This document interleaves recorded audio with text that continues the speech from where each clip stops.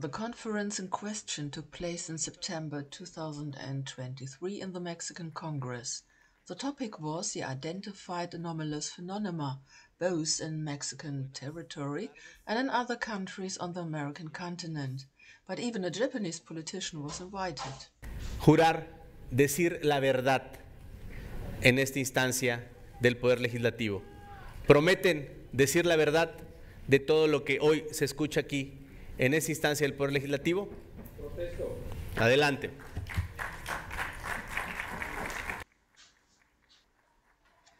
The TV presenter Jaime Maussan, and not a representative, was leading the conference, a ufologist who has been known in Mexico for decades. He has his own television show and is a founder of a film production company. As mentioned in the previous video, the man has been involved in over 30 cases of alien hoaxes. Just imagine that in your Congress a TV presenter with dubious aspirations leads a conference, and during the speeches of others he then walks frequently from left to right behind the lectern. Latin America, some people might think things might be different here, but in Peru, Argentina and Brazil, where the topic was also discussed, there was no such a personality show. And at the conference in the Peruvian Congress building in 2018, the critics also had their say, which, even if you personally don't like their opinion, is an important democratic element of discussion.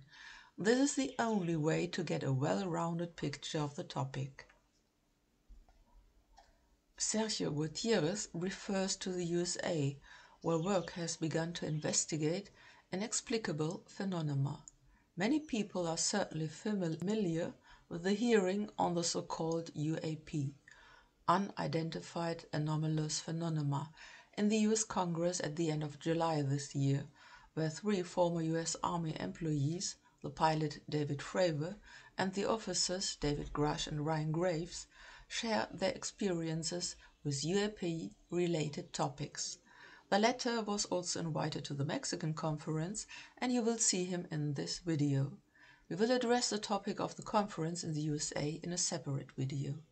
We uploaded this about the conference in the Mexican Congress first, since the pterodactyls were also presented there.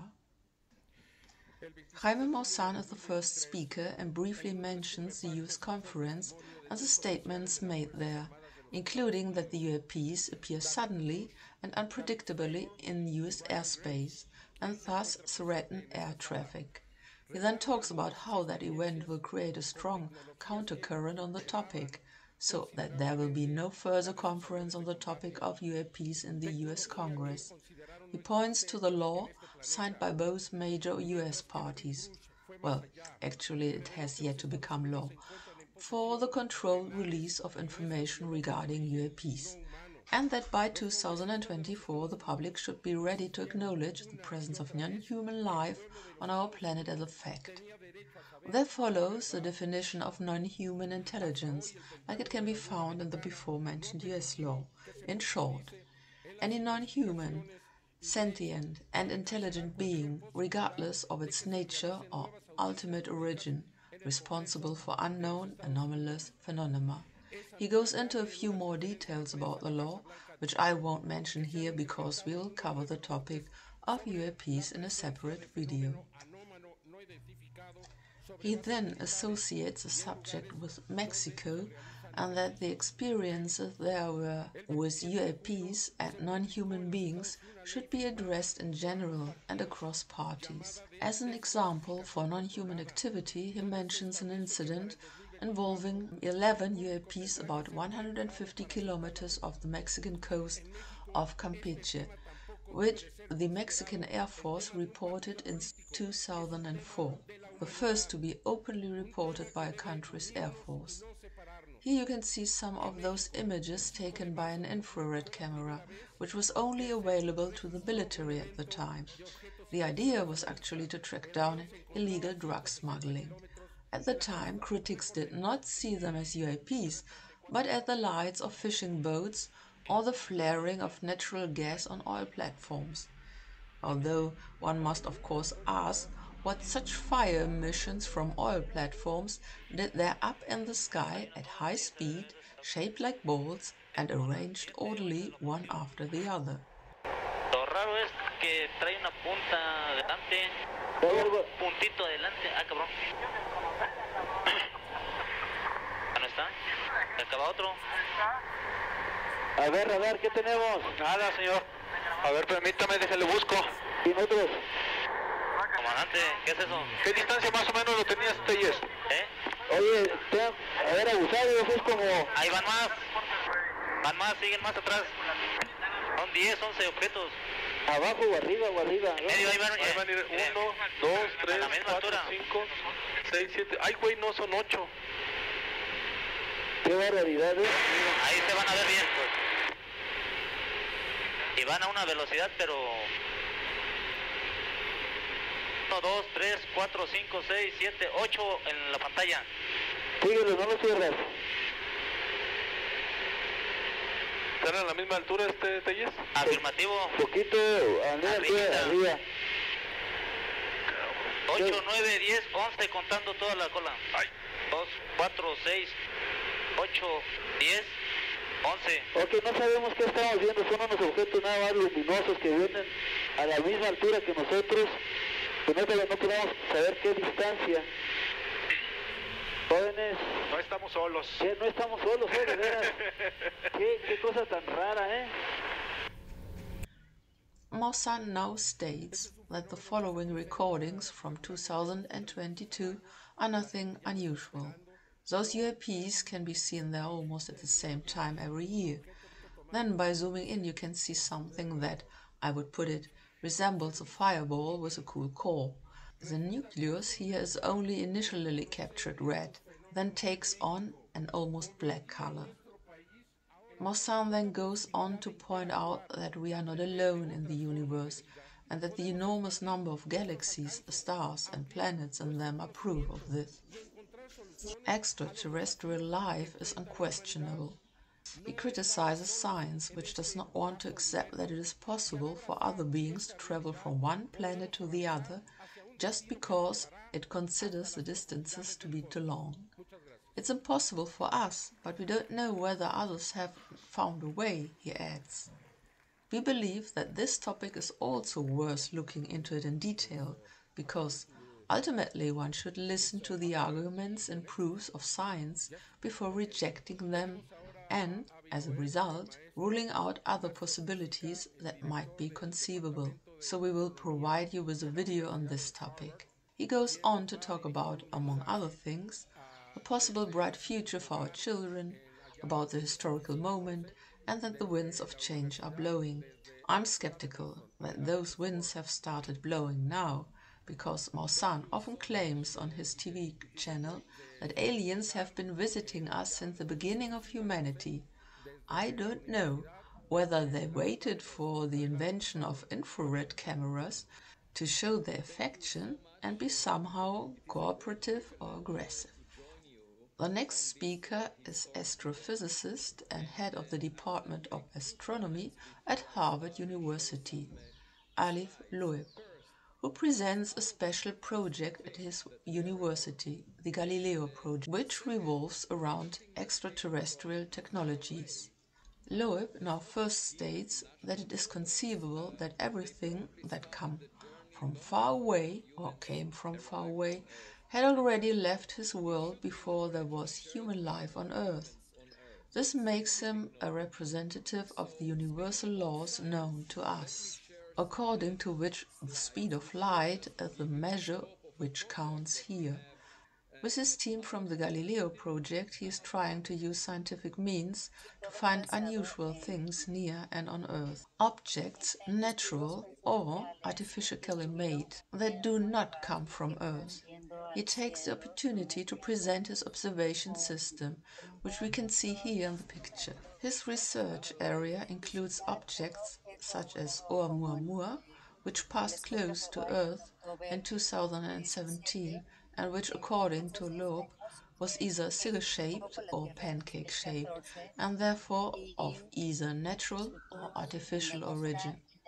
When he and his team scanned the ocean floor, in the seas of PNG this year for meteorites from an exploded meteor. They found dozens of metal spheres that looked like tiny marbles. Such inclusions in meteorites are already known, even if Loeb unfortunately doesn't mention them for the lay people present. So, these are generally referred to as chondrules. And now we come to a problem that Loeb doesn't even mention briefly here. The topic of chondrules and chondrites is so complex that scientists have been working on it almost since meteorite research began in 1803. And it is only recently that it has even been possible to understand at a certain range the formation of these, let's say, mini marbles in the millimeter range. There are things like heat, slow cooling, and large impacts at play. The composition of the chondrules varies. Many are as old as our solar system, but there are others that are very unusual, such as Professor Loeb's chondrules. It's by no means the case that he's alone in this research, but his is probably one of the best funded ones. I just say the magic word Harvard. Whether these spheres or chondrites he found are of natural or artificial origin is a question he and his team try to give an answer to. He thinks that the presence of certain elements in the chondrules means that it must be assumed that the meteorite came from outside our solar system. Research on these and other objects that may still be on the ocean floor at the shores of PNG should be made accessible to the general public, also to find our place and importance in the universe. Why was the man invited to the conference if he doesn't even have clear results? Probably because he was once an interviewee of Mossad and could have had something to do with possible alien technology. I will also mention the subject in an upcoming video for you so that those of you who are not that deeply into the subject can understand what Loeb's research is about. I think it is more or less confusing when a subject is a kind of thrown at your feet that you can't do anything with, and then you have to form an opinion without or very few background knowledge. Next to step forward was Ryan Graves, a retired Marine officer, who you may know from the hearing in the US Congress in July. He reports that he was part of an investigation team into UAPs, and he also claims to have seen them. In his work now, he found that pilots, military employees in general, were concerned about their careers when they considered opening up about their experiences with UAPs. Many pilots, both military and civilian, have spotted UAPs. It is important that pilots are taken seriously and this information is shared, and he recommends this for Mexico as well. Then it was Robert Saleh's turn. In 1967, he worked at Oscar Flight Launch Control Facility, 100 miles east to Great Falls, Montana. In March that year, a strange incident happened during which nuclear missiles were suddenly deactivated. Even more, it was a complete system failure at all levels. This was accompanied by reports of UFOs above the underground facility. He later learned that something similar had happened 8 days earlier. After the incident, all systems were fully functional again. Sellers goes on to recount a similar case in North Dakota in 1996, in which 10 missiles were disabled. After 6 months, such an incident happened again. Reports were then submitted to the responsible authorities to report unidentified objects, but these were never noticed, let alone made public. It is interesting that he brings up Lieutenant Robert Jacobs' report from 1964, in which he described how a space missile was allegedly followed by a UFO and scanned by it with light beams or lasers. The UFO then moved away in the same direction from which it came. The problem with mentioning this incident is that the US military was actually happy to have a UFO story to cover up a maneuver that was supposed to investigate whether the Soviet Union was able to spy on missile launches. For this purpose, a telescope had been brought to the missile base at great expense over 9 months. Salo's final opinion on the cases is that the UFOs wanted to draw attention to the problem of the nuclear arm race. Back then there were only 2 nuclear powers. Today there are 9, and the threat from nuclear weapons has increased.